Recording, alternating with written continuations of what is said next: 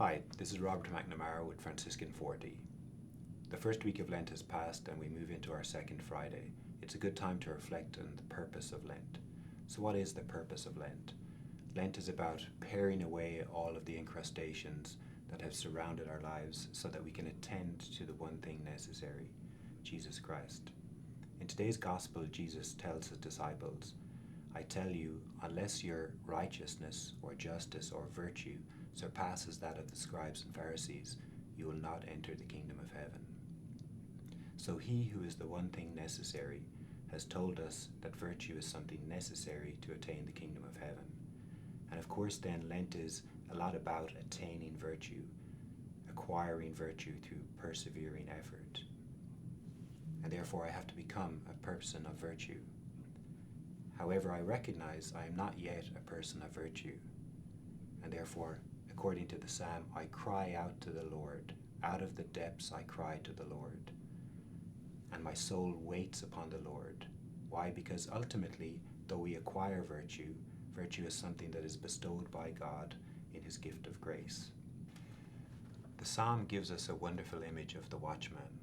The watchman watches on the towers, securing the city of the soul, keeping its order, harmony, and peace, by averring what is evil and sinful and seeking what is truly good.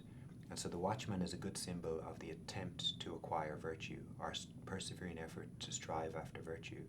But the watchman also awaits upon the dawn, because with the dawn his task is completed. And the dawn here is an image of the Lord, an image of the coming of the Lord with his gift of grace, whereby the acquiring of virtue is perfected and finally completed in the infusion of virtue as a gift of grace from the Lord. Now, what does that mean? Well, the first reading puts before us here something very important. I must turn away from sin and turn to the Lord.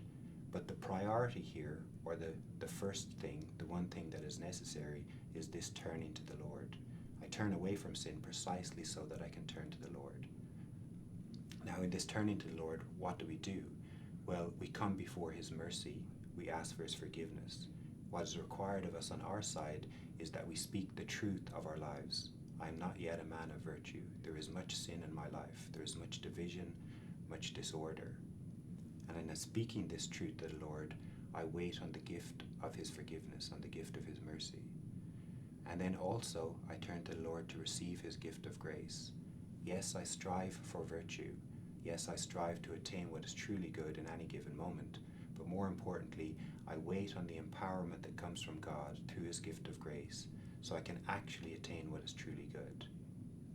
And finally, I wait upon the Lord himself.